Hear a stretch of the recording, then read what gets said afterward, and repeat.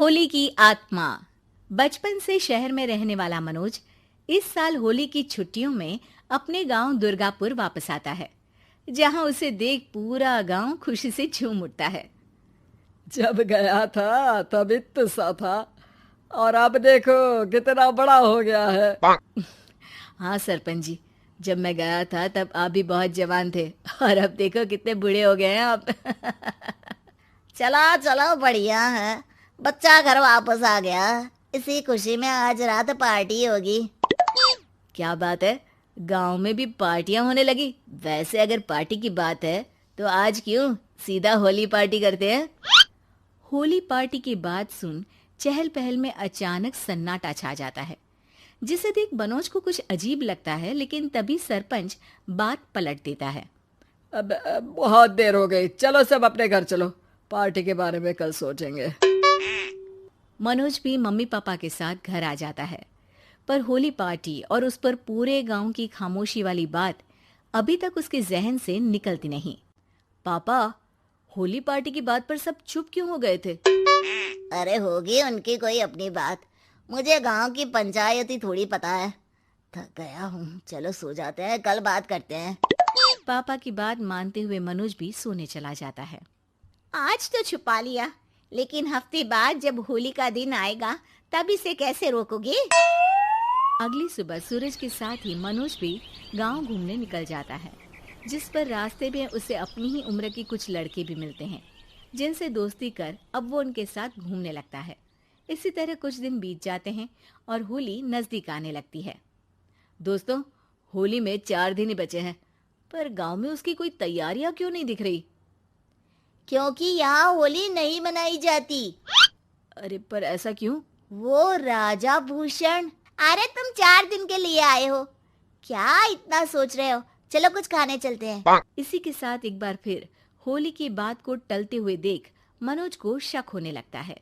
वो घर पहुंचते ही इंटरनेट पर अपने गांव और राजा भूषण के बारे में जानकारी निकालने लगता है। क्या? मुझे आज तक ये नहीं पता था। ऐसा कैसे? किसी ने मुझे कुछ बताया क्यों नहीं? सारी जानकारी लेने के बाद मनोज गांव वालों या अपने मम्मी पापा से कुछ पूछे बिना खुद ही उसकी सच्चाई के बारे में छानबीन करने लगता है, जिसके चलते वो राजा भूषण की हवेली में पहुंचता है। वाह, क्या हवेली है यार। पर क्या यहाँ सच में कोई भूत है? हेलो भूत जी, कोई है क्या? हम इस साल गांव में होली सेलिब्रेट कर रहे हैं, क्या आप उस पर थोड़ा इंटरव्यू देंगे? मनोज के ऐसा बोलते ही गांव में तूफान उठ जाता है और हवेली में रखी सारी चीजें हिलने लगती है। एक अदृश्य शक्ति मनोज को धक्का देकर हवेली से बाहर निकाल दरवाजा बंद कर लेती है। ये सब देख मनोज हैरान रह जाता है। क्या अभी मुझे हवा ने धक्का देकर बाहर निकाल दिया? मेरे होते हुए इस गांव में कभी होली नहीं मन सकती, इसलिए दोबारा ऐसी कोशिश भी मत करना, अंजाम बुरा होगा। आवाज सुन मनोज हैरानी से इधर उधर देखने लगता है, पर उसे कोई दिखाई नहीं देता। वो गांव वापस आ जाता है, जहां तूफान की वजह से सब कुछ तहस महस हो चुका होता है। आखिर ये तूफान आया कैसे? ना ऐसा कोई मौसम था और ना ही हमने होली का त्योहार मनाने की बात की थी। सरपंच की बात पर कोई रिएक्शन दिए बिना मनोज चुपचाप अपने घर चला जाता है। इस तरह देखते ही देखते होली का दिन भी आ जाता है और मनोज रंग लेकर गांव में निकल जाता है, लेकिन गांव पूरी तरह खाली होता है।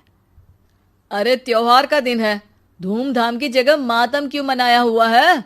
मनोज की आवाज सुन सब अपने घर की खिड़कियां खोल के घर के अंदर से ही उसे वापस जाने के लिए कहने लगते हैं, पर वो किसी की नहीं सुनता। तुझे पहले भी समझाया था, अगर होली खेलने की कोशिश भी की तो अच्छा नहीं होगा। अरे बात मान लो बेटा, तुम्हें सच नहीं पता। मुझे सब पता है। सालों पहले इस राजा ने एक अंधविश्वास फैलाया और आप लोग आज तक उसे मानते आ रहे हो। अरे बेटा, जब तुम पैदा भी नहीं हुए थे उससे भी बहुत पहले से इस गांव पर होली का श्राप है। अगर गांव में होली का त्योहार मनाया जाता है तो प्रलय आना पक्की बात होती है।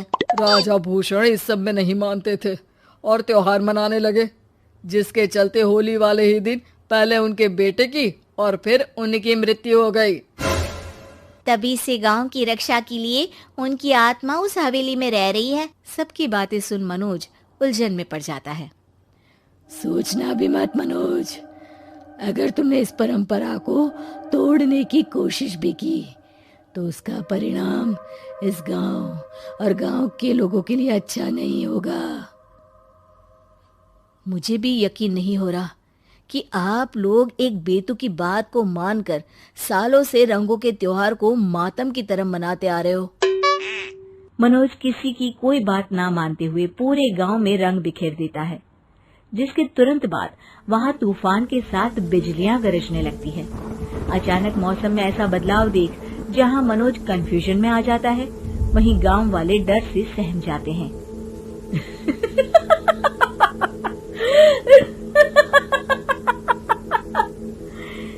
इस लड़के ने हमारे जैसे सिर्फ अपने स्वार्थ के लिए नहीं बल्कि पूरे गांव की खुशियों के लिए यहाँ होली मनाई है, जिस वजह से अब इस गांव पर होली का श्राप टूटता है। ऐसा बोलकर राजा का भूत वहां से गायब हो जाता है, जिसके बाद गांव के लोग धूमधाम से होली मनाते हैं। खुशियों के रंग गांव में बिखरे ही होते हैं कि अगली सुबह अचानक मनोज कहीं गायब हो जाता है और एक बार फिर गांव में होली का नया राज शुरू हो जाता है।